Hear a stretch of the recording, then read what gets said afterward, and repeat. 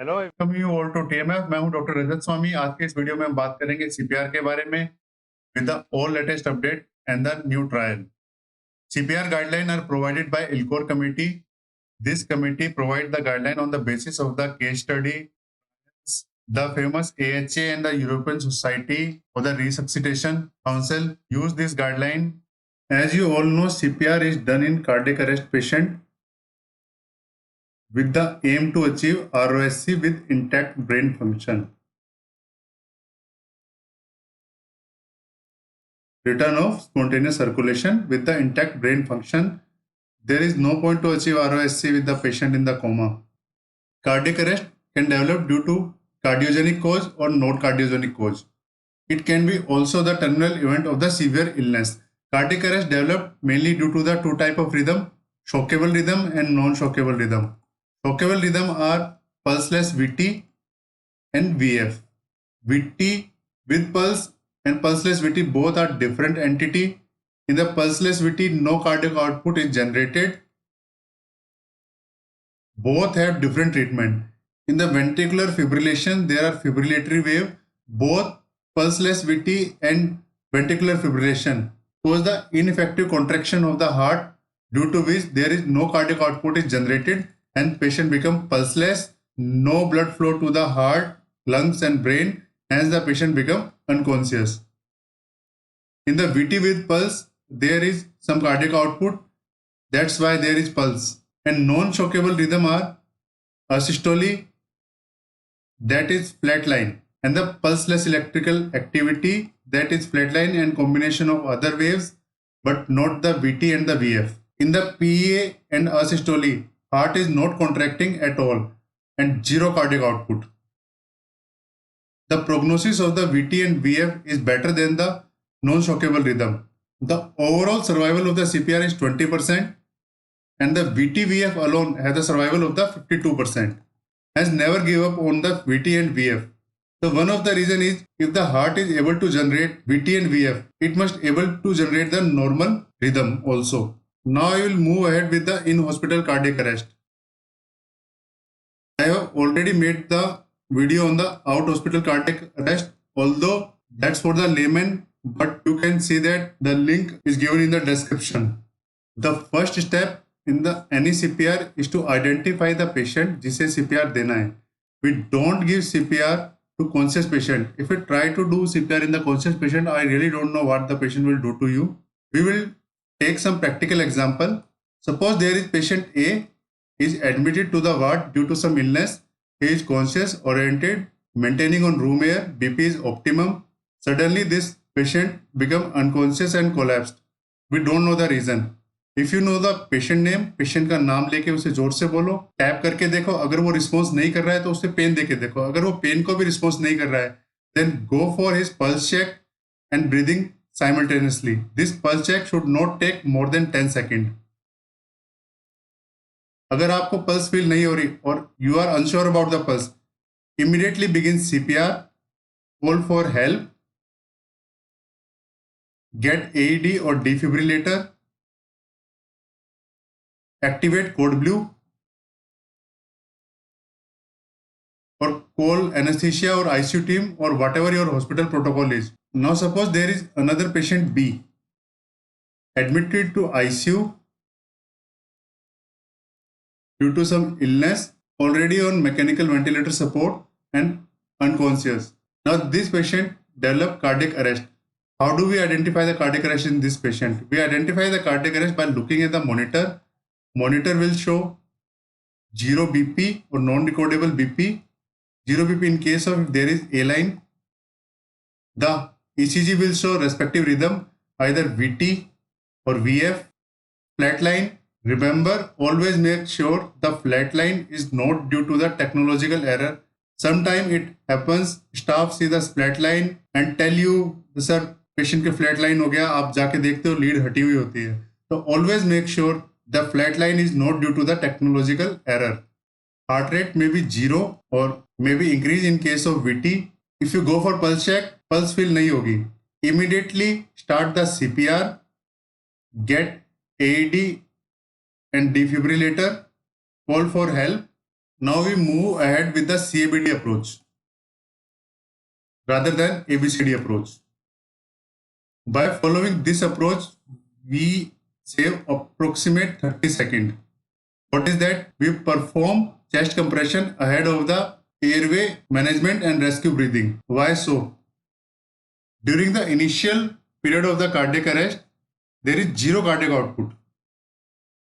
The fault lies in the cardiac output, not the deficiency of the oxygen. And when you start compressing the chest, eventually cardiac output increase approximately 1/3 of the normal cardiac output, and body start utilizing oxygen. Then the ventilation and the compression both become equally important. So what are the recommendations about chest compression? Chest compression must be performed at the rate of 100 to 120 per minute. That is approximately 2 compression per second. We must compress the chest up to 5 cm or 1/3 of the anterior posterior diameter of the chest. Allow complete chest recoil for the adequate filling of the heart. Push hard and push fast. Make sure there are minimal interruption. Sometimes interruptions are avoidable when we try to secure the airway and defibrillate the patient, but this interruption should be minimal and not more than 10 seconds. There is a term called chest compression index, which is total time during which the chest compression is performed divided by the total time during which CPR is performed. It must be more than 60%. These all are the essential criteria to perform the high quality CPR, which eventually increase the chance of the achievement of the ROSC, that is return of spontaneous circulation. Now we will move ahead with the airway management. For effective airway management, airway must remain open always. We can perform some basic maneuver like head tilt, chin lift and jaw thrust. Do not attempt head tilt, chin lift if there is suspected cervical spine injury. Here it is shown how we do head tilt and chin lift and how do we give jaw thrust. Apart from that, we can use basic airway, that is oropharyngeal airway and nasopharyngeal airway. The advantage with nasopharyngeal airway is that it can also be used in conscious patient as well as unconscious patient. Oropharyngeal airway can only be used in the unconscious patient. Do not try to use in conscious patient. It can incite gag reflex, vomiting and aspiration. Now we will discuss about the advanced airway, which are the ETT and the LMA or its derivative. According to the trial, ventilation with the BMV or Baynes is superior to the advanced airway. Reason is that to perform the intubation or the insertion of the LMA require interruption in the chest compression, hence compromise the survival. But if securing the airway is the necessity, if there is increased chance of aspiration of the gastric content, then the intubation must not take more than 20 seconds and it should be performed by the experienced operator like anesthetist or intensivist. Now we will talk about the ventilation. If the airway is not secured, we provide ventilation in the 30:2 ratio. After every 30 compression, we provide 2 rescue breaths. This constitutes the 1 cycle. We perform 5 such cycles which take approximately 2 minutes. After every 2 minutes, we change the role of the team member. By doing this, team don't develop fatigue and we can continue the CPR for prolonged period of time, since it is exhaustive procedure. If the airway is secured, provide the ventilation at the rate of 10 to 12 only. Do not overventilate the patient. If we are overventilating the patient, it increases the ITP, that is intrathoracic pressure, which eventually decrease the venous return to the heart, hence the decreased cardiac output and decreased chance of CPR success. There is a device called ITD which prevent the air entry into the lungs during chest relaxation. This is the ITT device, impedance threshold device. Here how we can use it. It prevents the entry of the air during the chest compression, the relaxation phase. So always remember this point, do not overventilate the patient. Now we will move ahead with the most important part, that is defibrillation. we can perform defibrillation either by AED or by manual defibrillator. Manual defibrillator is preferred over AED. AED has two disadvantages. First is it has inherent delay in delivering the shock. Second, the AED can only detect the rhythm. It can't detect the cardiac output. So we don't use AED in the patient of VT with pulse. There are two types of manual defibrillator. One is monophagic, second is biphagic. Monophagic are rarely used now. If you see one, use the energy of 360 joule. In the biphagic defibrillator, we use the 200 joule of energy during the first shock. In the subsequent shock, we can increase the energy or we can continue with the same energy. The rationale behind the use of defibrillation is that the chest compression can only compress the heart and provide the cardiac output. Chest compression or the CPR can't break the chaotic heart rhythm, but the defibrillation depolarize the whole heart at once, break the chaotic rhythm and allow the normal sinus pacemaker to take over the heart electrical activity. That's why we use defibrillation only in the shockable rhythm, that is VT and VF, pulseless VT. There is no use of the defibrillation in the non-shockable rhythm, that is in the pulseless electrical activity and asystole. This is all about BLS, basic life support in the in-hospital cardiac arrest. Now we will move ahead with the ACLS, which include the administration of the cardiovascular drug, which include antiarrhythmic, ADR and other specific drug. While the CPR is ongoing, analyze the rhythm, whether it is shockable or non-shockable. If we analyze the rhythm as a shockable, immediately deliver the shock. Always make sure there is no one touching the patient while delivering the shock or no oxygen flowing through the chest. After delivering the shock, do not check for pulse. Instead, continue CPR for 2 minutes. That is for 5 cycles at the rate of 30:2. After 2 minutes, check for pulse, ETCO2 or artery line monitoring. If it is already in place, if ROSC is not achieved, deliver another shock of 200 joule or increase energy, continue CPR, give adrenaline. The rationale behind use of the adrenaline is that it increases the coronary perfusion pressure and increase the rate of survival if the cause of the arrest is related to the coronaries. After 2 minutes, check for achievement of the ROSC, check for pulse, ETCO2 or artery line monitoring. If no RSC is achieved, deliver third shock of 200 joule or increase energy. After third shock, continue CPR, administer antiarrhythmic, either amiodarone or lignocaine. Now this is the update in the 2020. इससे पहले सिर्फ amiodarone था algorithm में, lignocaine का कोई role नहीं था. We give the amiodarone in the dose of 300 mg and the subsequent dose of the amiodarone if required are given in the dose of 150 mg. We give the lignocaine dose 1 to 1.5 mg per kg. The first dose, if the subsequent doses are required, we give 0.5 to 0.75 mg per kg. If the ROSC is achieved, is well and good. If not achieved, deliver another shock, continue CPR, give ADR every 3 to 5 minutes or every 4 minutes. If ROSC is still not achieved, give another shock, give ADR, give amiodarone or lignocaine in the reduced dose, amiodarone in 150 mg, lignocaine in 0.5 to 0.75 mg per kg. Continue the CPR till the ROSC is achieved. Remember, shockable rhythm is good prognosis, almost 52% survival rate. So never give up on the shockable rhythm. If we analyze on the ECG, the rhythm is the non-shockable, that is pulseless electrical activity or the asystole. Or we see the flat line or flat line with some wave but not generating any cardiac output, immediately give ADR followed by CPR. Now this is the update. In the previous guideline, ADR CPR से पहले नहीं देते थे, पहले CPR continue करते थे, फिर ADR देते थे. Now the trial has shown that giving ADR before CPR increase the survival.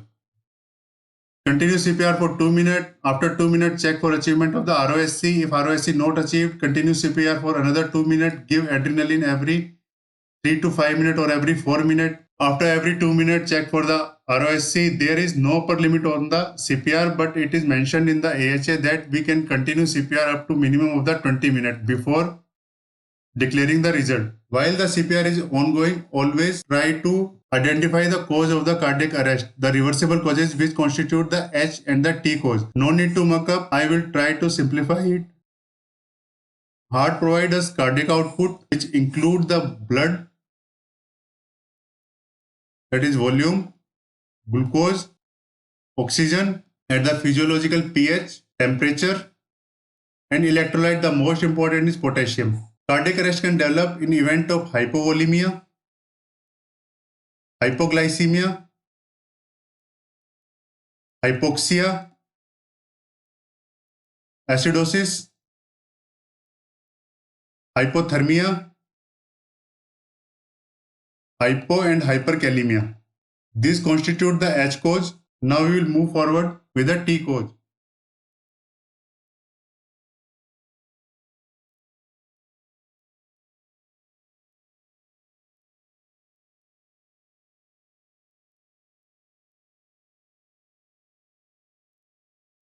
The T cause include pneumothorax, tamponade, thrombosis of the coronaries, pulmonary circulation, trauma, and last but not the least, toxins. Always try to identify these causes. If it is possible during the CPR, try to get an ABG or VBG. ABG tell us about pH, oxygen level, glucose level, CO2 level, potassium, and a lot more information. So by looking at just ABG, we can provide the treatment immediately. Now suppose after all of our hard work, the ROSC is achieved. Try to get 12 lead ECG and look if there is any STEMI or anSTEMI. Involve the cardiologist and perform the PCI. It increases the survival. PCI is preferred over the thrombolytics. If your institute don't have PCI facility, transfer the patient to the institute which have one. If patient does not become conscious after CPR, immediately start hypothermia. TTM, targeted temperature management. This is the single most intervention will increase the neurological recovery after cardiac arrest. We can provide hypothermia with the help of hypothermia machine. The target temperature is 32 to 30 degrees Celsius, which is maintained for 24 hours. This is the hypothermia machine providing the hypothermia with the help of cooling blankets. After 24 hours of hypothermia, rewarming is initiated at the rate of 0.5 degrees Celsius per hour. Suppose you have maintained the hypothermia at 32 degrees Celsius. After 24 hours, you have to rewarm patient to the 37 degrees Celsius, that is normal body temperature. Then you have to rewarm over the period of 10 hours. One important point is we can maintain the hypothermia and perform the PCI concurrently. There is no confusion about that. While the patient on the hypothermia, try to get CT head to rule out hypoxic ischemic changes of brain. Now we will see some important facts. This is the timeline after achievement of the ROSC. For the first 24 hours, we maintain the hypothermia and get the CT head done. After 24 hours, rewarming is initiated. Try to get MRI of the brain again to rule out the hypoxic ischemic changes and prognosticate the patient. N20 somatosensory evok potential, get EEG done, and serum NSC. The marker of the poor prognosis are hypoxic ischemic changes on the MRI or the CT, burst suppression pattern or complete silence on the EEG, repetitive status epilepticus or status myoclonus. The minimum time period required to prognosticate the patient is 72 hours after achievement of the normothermia. So this is all about the CPR. Now I will discuss about the new trial which is under phase 2. So this is the new trial which is under phase 2, which emphasize on the use of the vasopressin methylprednisolone and ADR in the IHC, in hospital cardiac arrest. It states that the combined vasopressin and epinephrine ensure long-term survival and neurological recovery. Also, the use of the steroid during and after CPR improve the survival in the cardiac arrest. The final result is yet to come. At present, this trial is under phase 2. At last, I will provide you some important list of medication. Try to remember that. These are the important list of medication. You can take screenshot Now this is the summary of the CPR. That's all for today. I hope you like this lecture. अगर आप लोगों ने अभी तक channel को subscribe नहीं किया है तो चैनल को सब्सक्राइब कीजिए. Thank you.